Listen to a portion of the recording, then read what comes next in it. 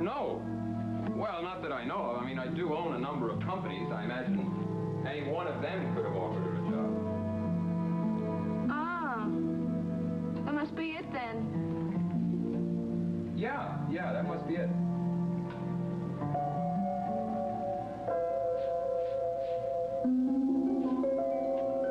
Now I can get into that room whenever I want.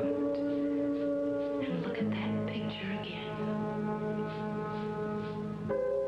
Say, listen, you're going to stay in that bubble bath all day. You're going to get old and pruny looking. I will never be old and pruny looking. Promise?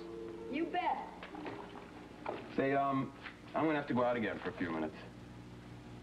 Oh, what? Yeah, it's business. I'm sorry.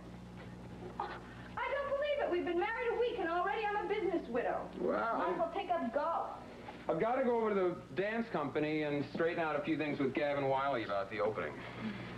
And while I'm at it, I'm going to have to straighten out Gavin Wiley. That is really neat stuff you've got on. Is that the bell bath? What's it called?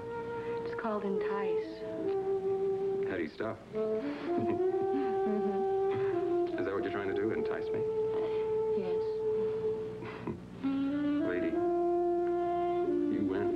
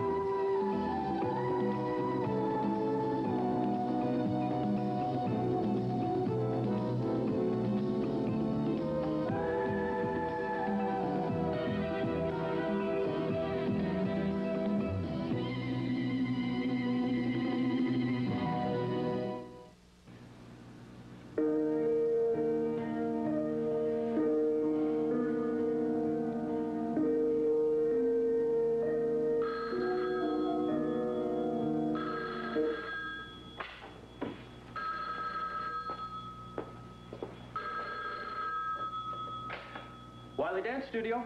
Wiley? Yeah, this is Mr. Wiley. Okay, Mr. Wiley, this is Mr. Whitney calling. I know. What can I do for you? You can stay put, just where you are. Oh, I plan to. Any special reason? Yes. On my way over to the dance studio, there are a few things that I'm going to discuss with you. I am going to straighten you out, my boy. Well, certainly I need all the help I can get. I look forward to it, sir. And what time may I expect you, sir? 20 minutes. Be there. Oh, indeed. I'll have just enough time to shave. Goodbye for now. Be there. Where the hell else would I be? Hi, Jody. Hi. I just talked to our beloved founder. He's on his way into town, bringing with him, I have no doubt, a long and boring speech delivered with all his graceful phrases, all of them ill-chosen. Gavin, is he coming here to see you about me? He didn't say. But if I laid a bet on it, I'd win a bundle.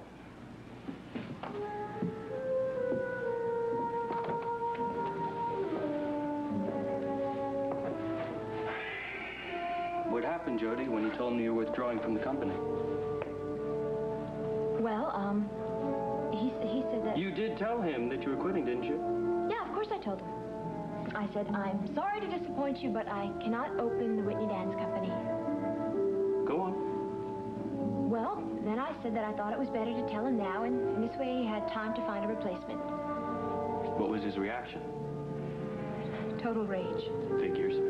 Then he said that I couldn't quit, that he wouldn't allow it or accept it, that he had already Postponed the opening once, and he can't do it again. Yeah, I know. Well, that's just too bad about him. He can't make you do something that you don't want to do.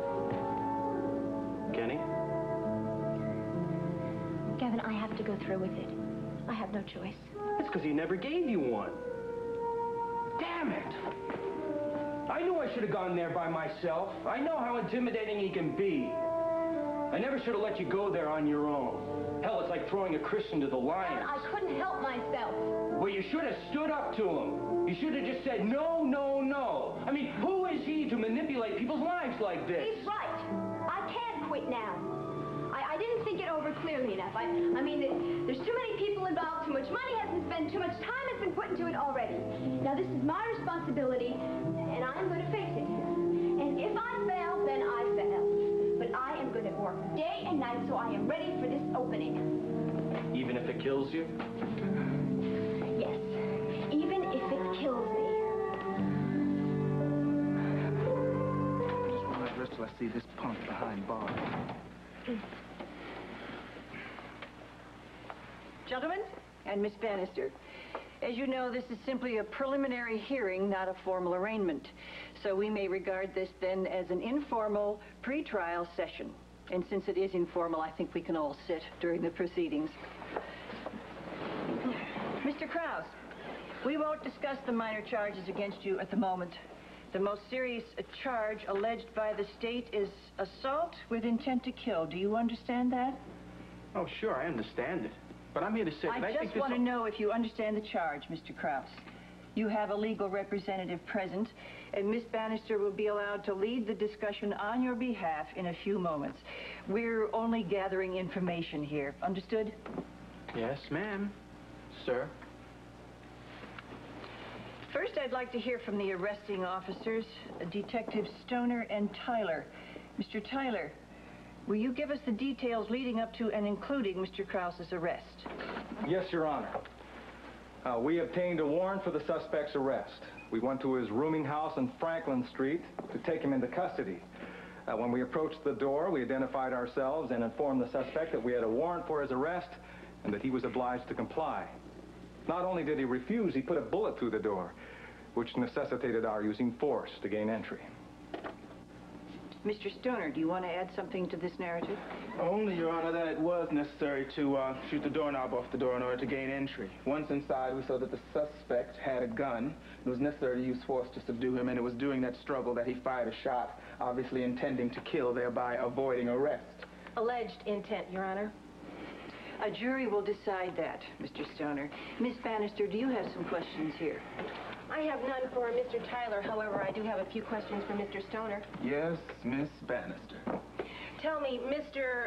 Stoner, was Mr. Krause aiming a gun directly at you when you and your partner entered his room? No, Counselor, I cannot say that the gun was aimed directly at us when we entered. However, it was in his hand. Then when exactly did the gun go off? During the struggle between the suspect and myself. So the gun went off accidentally as a result of the struggle, and not because Mr. Krause was aiming directly at you.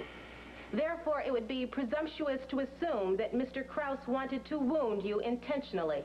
That was just the way... Mr. Krause, I'll ask you not to interrupt this proceeding. Mr. Stoner. No, Miss Bannister, I wouldn't say that Mr. Krause wanted to wound me intentionally. However, if it hadn't been for the struggle made necessary by your client in order to disarm him, it would be crystal clear. The facts speaking for themselves. He would have killed me, and quite intentionally.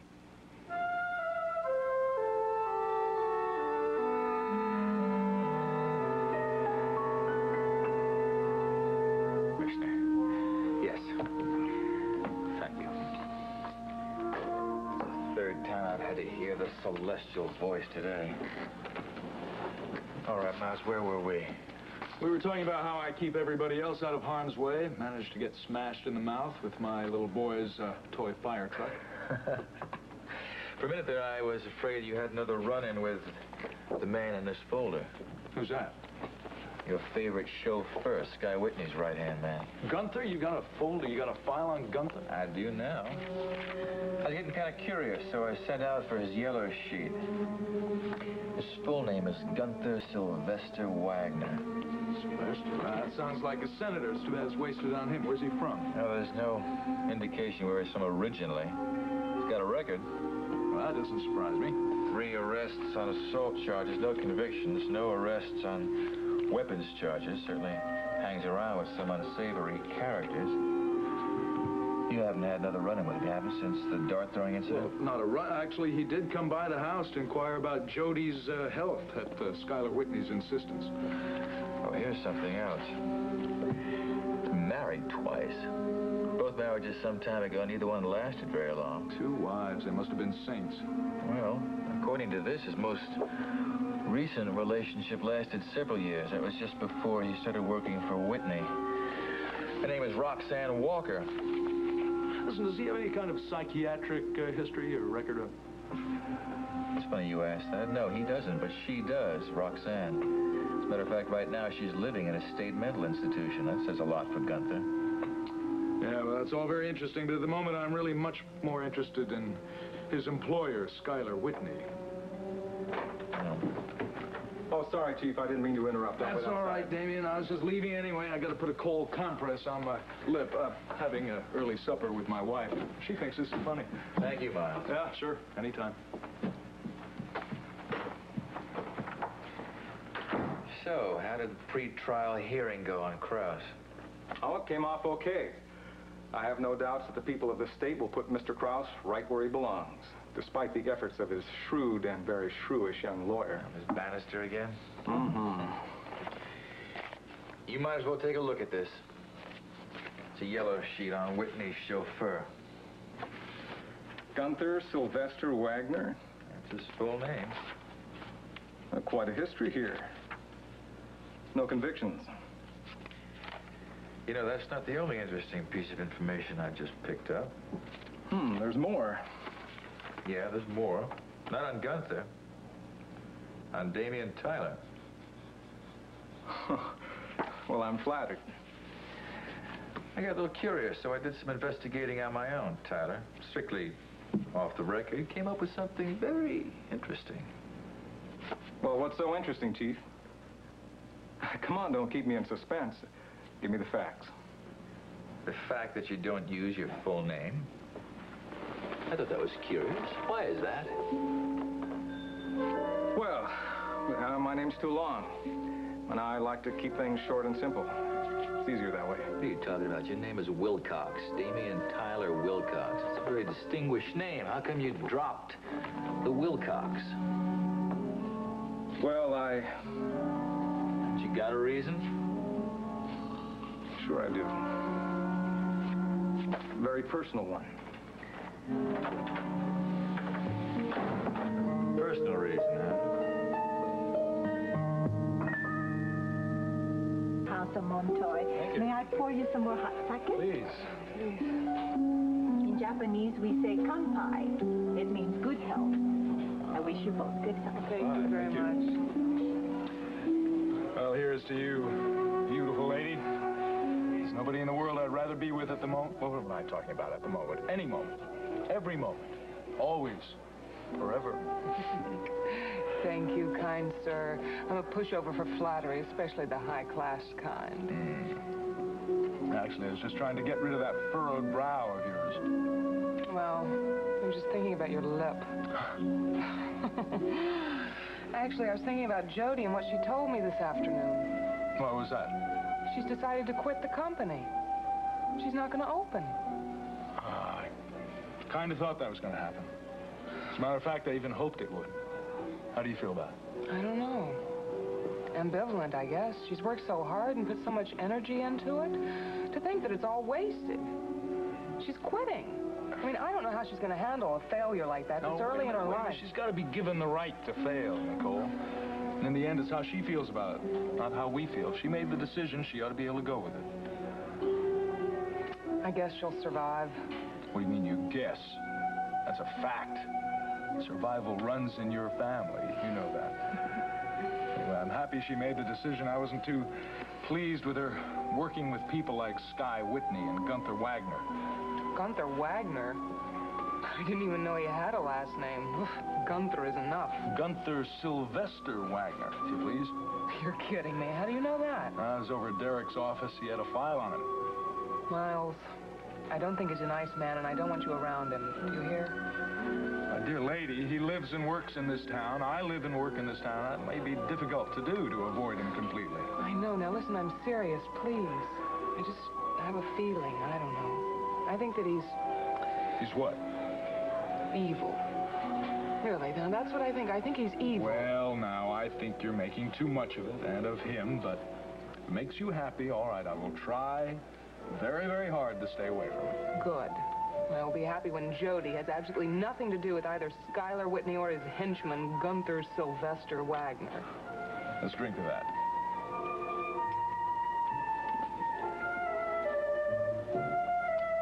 They have a straw. Oh, dear. I brought you some Japanese appetizers. Thank you. Enjoy. Thank you.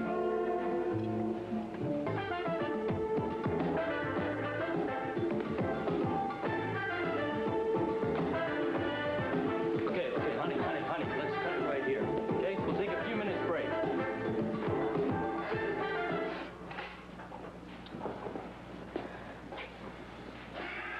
It's no good, Jody. You're trying too hard. Don't push. You can't do anything if you try to force it out of desperation. We can't accomplish anything under these circumstances. Please, Gavin, let's... No. I said it wouldn't work. We have to keep trying. Now, would you listen to me for a minute, honey? There's such a thing as trying beyond the point of endurance. And then we call an ambulance. So sit down for a little while and take a few minutes breather, okay? Oh, Jody, please, don't. You see, I told you. Well, hello, Sky. You know, you really are one hell of a big help. What's going on here? What's up? She's not going on, that's what. You know, I've never known you to make a well-timed entrance, ever. If it hadn't been for you, she'd be fine in a few minutes. So what is she crying about? She's crying because she's exhausted, she's overworked, she's unhappy, she's hungry, and she's scared to death of you.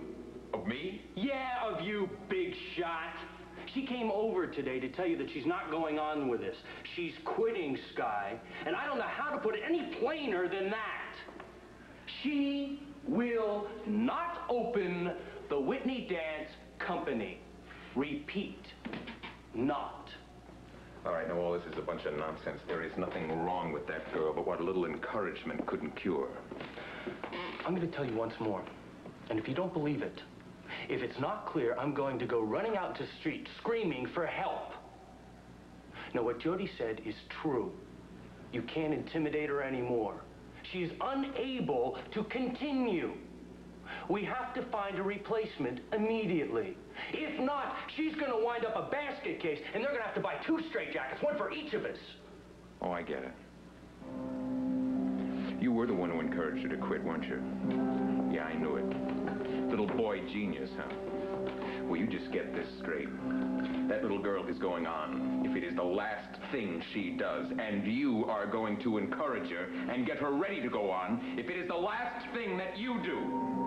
And if you can't make it, my friends, it may very well be the last thing that you do on this green earth. I am so sick of your threats, I think I'll throw up. Too bad! But you're going to be an awful lot sicker if you don't shape up, and shape up that kid in there.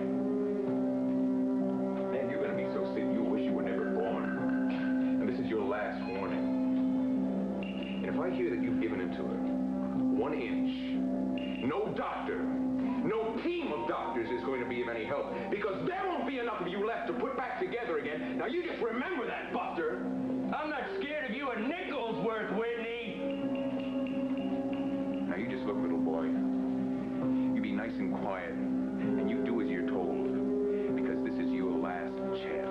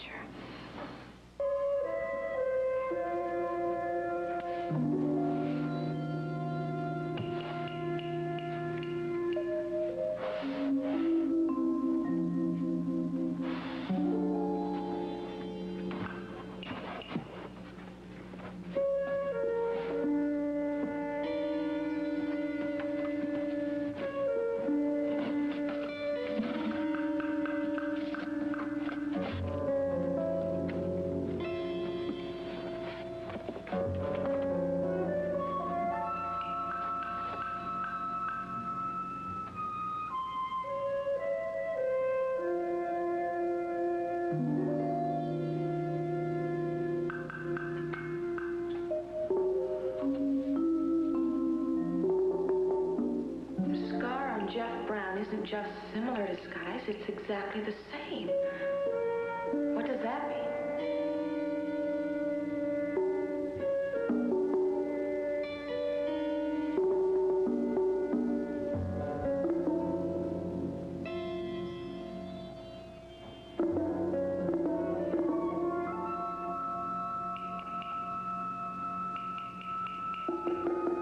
Can it possibly mean